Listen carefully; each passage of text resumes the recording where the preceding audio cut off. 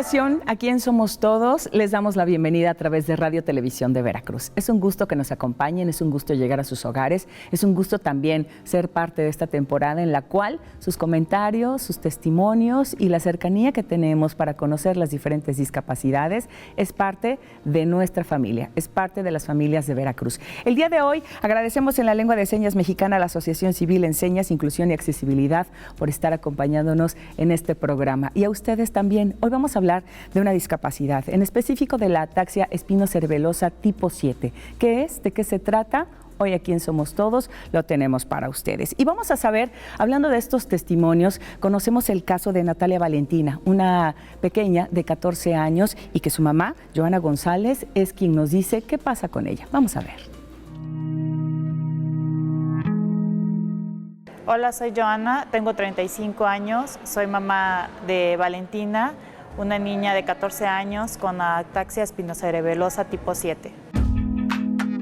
Al principio la condición de Vale no era muy clara. Ella tenía problemas en el aprendizaje y ciertos problemas en coordinación y motores. El diagnóstico se dio ante mi duda porque una hermana mayor de ella también empezó a tener estos problemas a la edad de los 10 años y a ella sí le habían diagnosticado ataxia. Entonces, cuando Vale comienza a empeorar, empezaba a chocar con puertas o él no veía ciertas cosas, se le caían cosas de las manos, el problema de aprendizaje era aún mayor. Entonces, es ahí donde yo solicito en la institución que ya estábamos otra revaloración para que se le hiciera el estudio genético para comprobar si la niña tenía ataxia o no.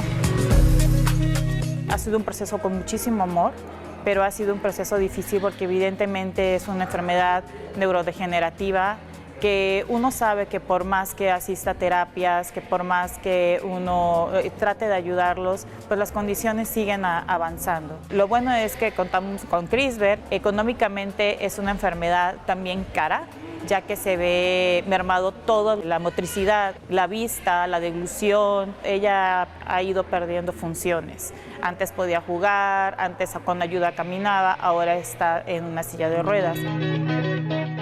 Por desgracia, en la situación escolar, ya ella tuvo que abandonar la escuela desde que estaba en cuarto año, porque ya no estaban las condiciones de que ella estuviera en una escuela normal, porque no hay rampas, no hay maestros que puedan asistir a este tipo de situaciones y solamente quedamos con todo lo que tiene que ver con terapias, pero en Veracruz no contamos con una escuela o un sistema recreativo que los ayude sin que tengan que estar los papás con ellos. Ataxia es un tema desconocido o aún no muy adentrado en Veracruz, cuando somos un foco rojísimo sobre la enfermedad. A mí jamás me dieron un asesoramiento genético en ese entonces. Entonces yo tuve hijos sin saber que esto era algo genético, porque como no tiene edad de inicio, mi hija nació bien. Hasta los 5 o 6 años fue que empezó a demostrar situaciones que ya no estaban acorde a lo que debía de ser su edad. Y si yo hubiese tenido una educación, una prevención sobre ataxia, sería mucho más fácil contener un poco la enfermedad, porque por desgracia hay personas que tienen 50, 60 años y aún no han presentado síntomas y ellas han tenido hijos y les heredan a los hijos esta enfermedad. Entonces es una bola de nieve que no se está parando. No hay que rendirnos, hay que tratarlos como seres humanos normales, seres humanos independientes a pesar de tener su discapacidad, seres humanos que sienten, seres humanos que quieren ser felices, seres humanos que quieren disfrutar. Entonces, que se acerquen a las instituciones adecuadas. Todos los mexicanos, los veracruzanos, tenemos derecho y no abandonar terapias que mejoran la calidad de vida y buscar. No es quedarse en casa sentados y esperar que la enfermedad pase o que la enfermedad llegue a su fin. Vale es tremenda. Vale es una niña con un carácter sumamente fuerte. Yo creo que esa es una de sus principales armas ante esta enfermedad, que ella no se rinde, con un espíritu salvaje, y eso hace que afronte su enfermedad con la mayor dignidad posible. ella completa sus programas, completa sus terapias, entonces ella es una niña de 10. Y después de conocer este testimonio, después de saber lo que pasa con algunas familias, con quienes tienen esta condición de la ataxia espinocerebelosa tipo 7, vamos a platicar y le doy la bienvenida en este espacio al doctor César Cerecedo, médico genetista aquí en la capital veracruzana, en Jalapa. Y el día de hoy, pues, César, me da mucho gusto conocerte, tenerte aquí y saber que, bueno, el trabajo que tienes y las investigaciones que has hecho a través de tanto tiempo y con tantas pacientes de diferentes puntos acerca de la ataxia, pues es importante saberlo. ¿Cómo estás?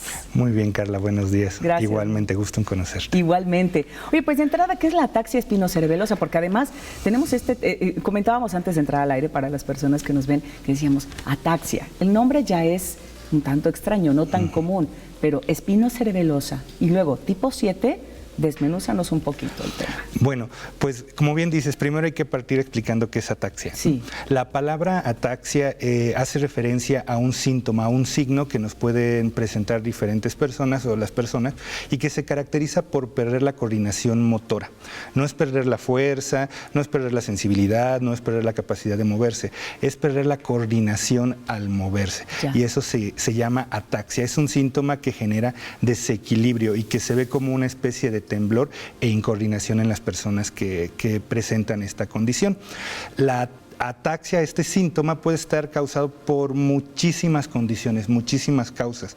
Algunas de ellas, como la ataxia espinocerebelosa tipo 7, son causas hereditarias o genéticas. A pesar de que no solamente la ataxia puede ser provocada por enfermedades genéticas, una posibilidad siempre que tenemos un caso de ataxia es que sea por una condición hereditaria como la ataxia espinocerebelosa tipo 7, que es una enfermedad genética, una condición genética que además de provocar ataxia puede provocar un déficit visual en las personas que presentan esta condición. En su totalidad, esto quiere decir que es por herencia únicamente, porque muchas veces sabemos, doctor, y no nos vas a dejar mentir, quizá también en casa quienes nos están viendo, que de repente pues escuchamos, ¿no?, que por un golpe o a lo mejor una caída o a lo mejor algún tipo de enfermedad que puede desarrollarse y se va a donde es específicamente no tener el control de tus movimientos, pero es únicamente por herencia o puede ser adquirida por alguna otra situación. La ataxia puede ser causada inclusive hasta por una intoxicación, por ejemplo una intoxicación por alcohol,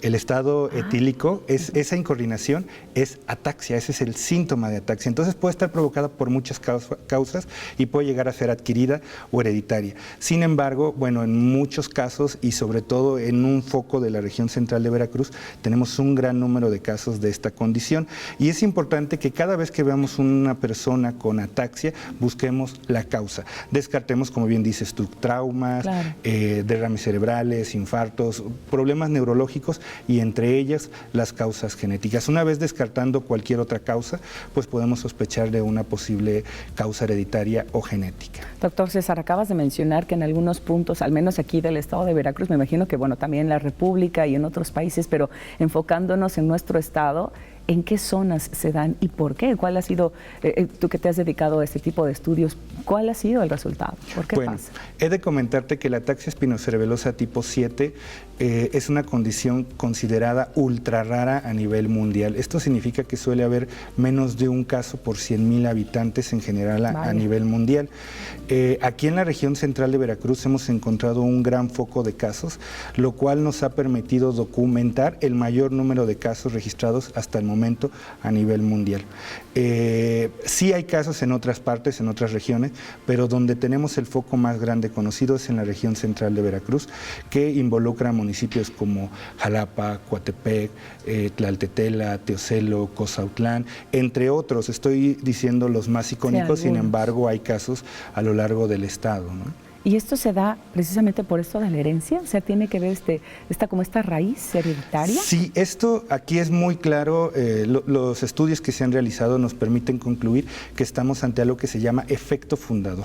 Llegó una persona a la región, casualmente llegó una persona a la región que era portadora o presentaba este gen alterado y en esta región se empezó a distribuir.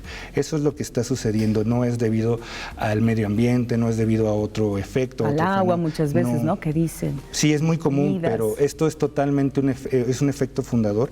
Viene de un solo caso que se distribuyó por la región. Y consideramos que la mayoría de los casos que hemos detectado en México pueden tener ese mismo origen, porque a pesar de que no todos los casos son de aquí de la región central de Veracruz, al hacer ciertos estudios encontramos que muchos pertenecen a este mismo origen, no todos, pero sí la mayoría. Cuando una persona con ataxia llega hasta tu consultorio o llega con especialistas genetistas, ¿qué se tiene que hacer? ¿Cómo son este tipo de tratamientos? ¿O existen diferentes tipos de tratamientos? ¿O hay etapas de la ataxia? ¿Cómo va el desarrollo? Bueno, lo primero que tenemos que hacer es establecer el diagnóstico. Normalmente es neurología quien nos canaliza a los pacientes con ataxia de origen desconocido a genética para comprobar o descartar un problema genético. Mediante estudios de ADN lo comprobamos o lo descartamos. Y una vez establecido, comenzamos a aplicar un tratamiento que no busca ser curativo, sino que busca detener en la mayor medida la progresión de los síntomas y ayudar a que los síntomas que tienen no sean de tanto impacto y mejorar la calidad de vida. ¿Como tratar de controlar? Sí, sí, por decirlo de alguna forma. Sin embargo, al ser una condición neurodegenerativa, no la podemos detener por completo. Claro. Se trata que el usuario logre adaptarse con las condiciones que tiene de la mejor forma y mejorarle la calidad de vida. Más que curarlo, buscamos que esté lo más adaptado y tenga la mayor independencia por el mayor tiempo posible. Y no hay que perder de vista que al ser una condición hereditaria, también debemos indagar en la familia para tratar de detectar más casos y prevenir nuevos casos. Bueno, eso, sobre todo la prevención. Pero ¿te parece si hablamos de la prevención en un momentito más? Hablamos de los testimonios, doctor, que afortunadamente se dan y que muchas personas toman este espacio que somos todos para poder platicar, para poder también dar a conocer con otras familias, quizá con otras personas que también nos están viendo. Es el caso de Raúl Ansúrez, a quien vamos a ver en este momento. Él padece en esta condición de ataxia. Vamos a conocerlo aquí en Somos Todos.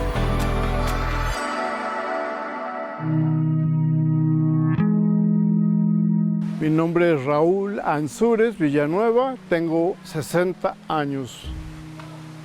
Soy de aquí de Jalapa, Veracruz. Éramos 12 hermanos. Y soy el único que ha presentado esto. Hace 17 años me detectaron ataxia. Empecé con la pierna izquierda como si en el tobillo no tuviera fuerza.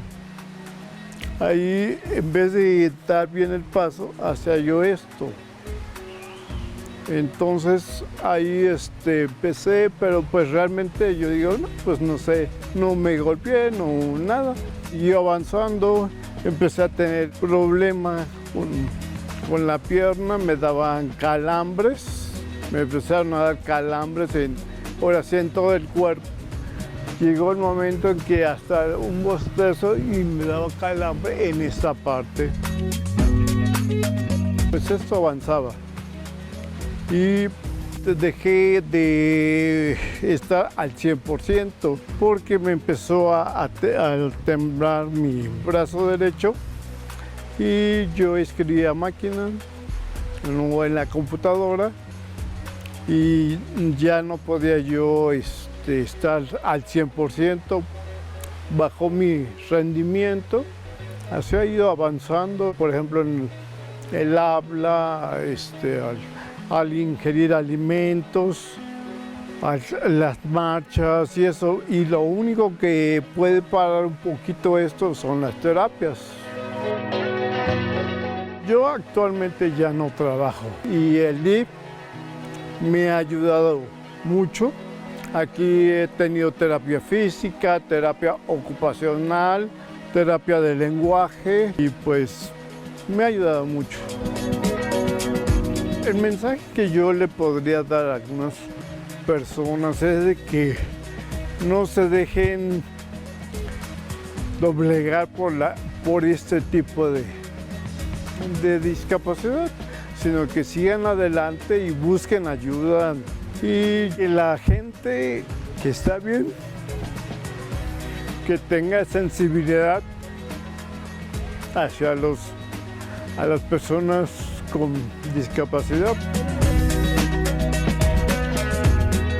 Bueno, y es por eso que el día de hoy que hemos conocido parte también de este tipo de trabajo, tratamientos con el médico César Cerecedo, médico genetista aquí en la capital veracruzana, y que además, bueno, tienes a tu cargo un centro muy importante que es el CRISVR, con una serie de especialistas. Y precisamente Raúl es paciente tuyo. Así es, ¿Sí? Es paciente del CRISVR desde hace varios años. Desde hace varios años, y con él has trabajado todo este tipo. ¿Él tiene ataxia tipo 7? No, No. él tiene hasta este momento ataxia de origen no determinado. No hemos podido determinar el origen de su ataxia, y esto es relativamente común. No todos los casos de ataxia siempre logramos definir el diagnóstico. Ya. Sin embargo, aún así tenemos tratamiento y apoyo para mejorar la calidad de vida de las personas que lo padecen. Comentábamos antes de ver a Raúl precisamente, César, el trabajo que hacen ustedes como especialistas, tipo de medicamentos o de tratamientos o de terapias que hay que llevar con una persona con ataxia, sea del tipo que sea, porque al final este es el proceso que ustedes hacen como genetistas. Pero hablemos, por ejemplo, de las familias. Siempre tocamos y tratamos de llevar esta parte humana en la que sí las familias tienen esta condición de tener en casa a una persona con ataxia.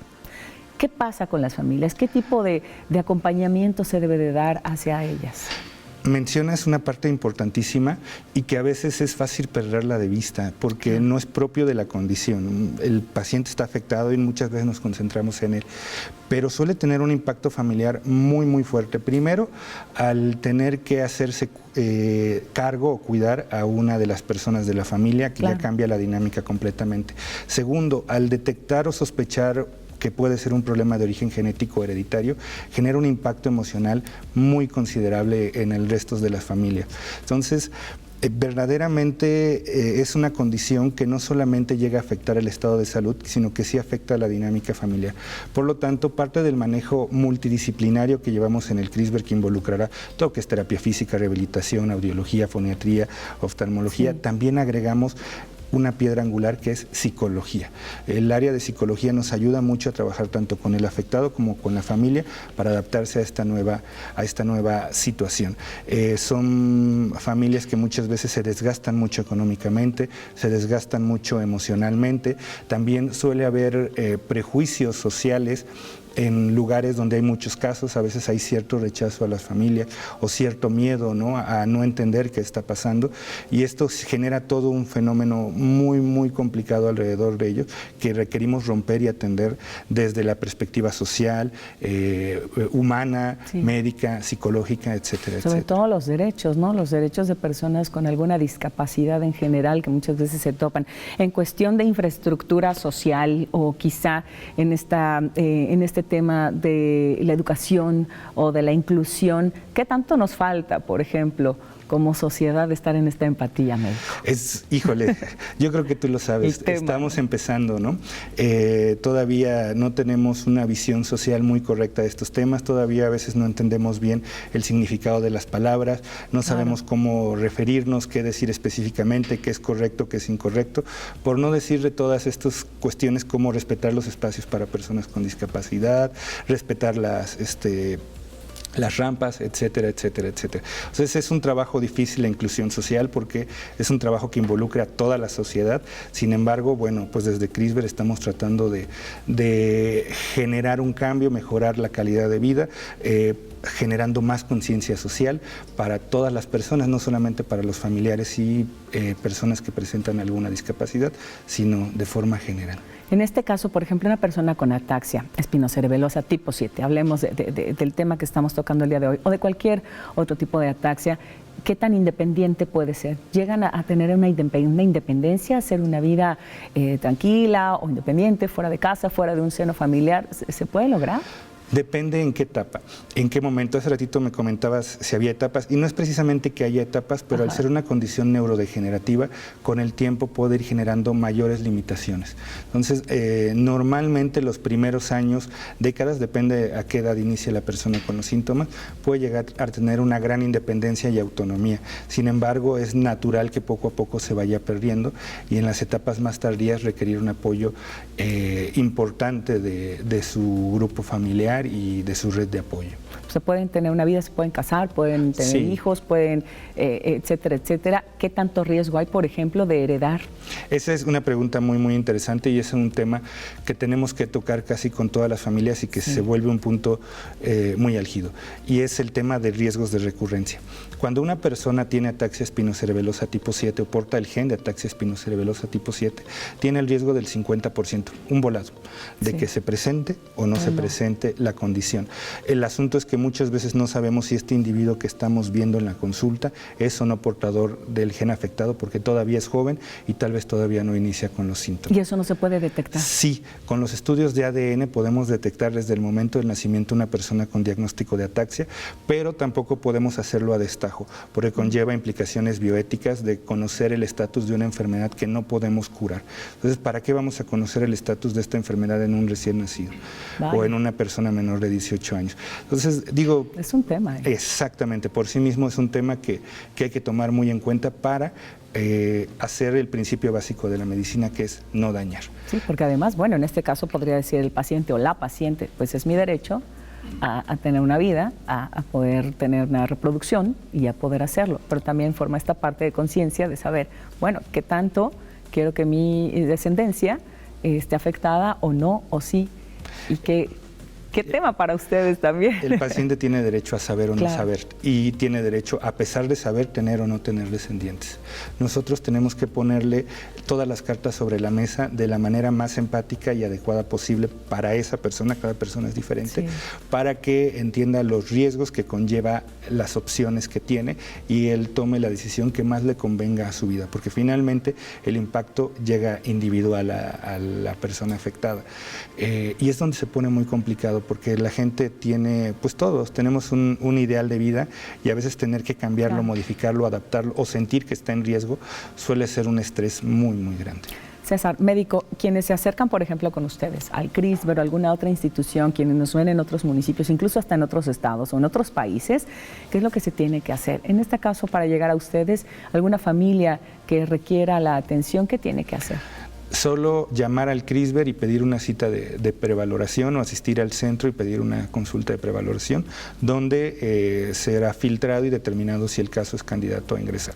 Pero definitivamente un caso de ataxia muy seguramente va a ser candidato a ingresar si tenemos opciones de tratamiento y ventajas, que en la mayoría de los casos así será.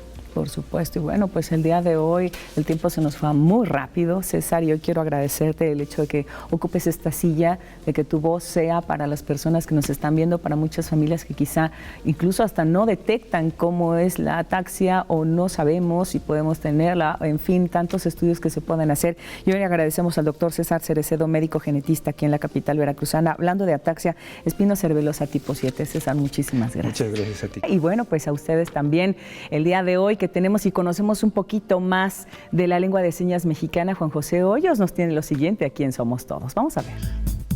Ahora vamos a ver las señas del tiempo.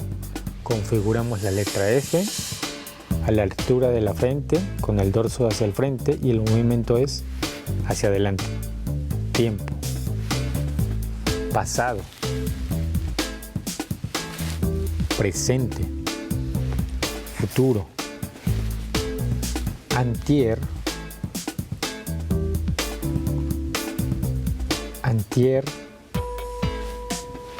ayer, hoy, mañana, pasado mañana.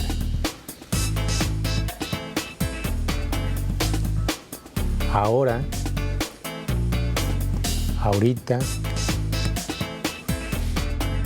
nunca, jamás y por siempre.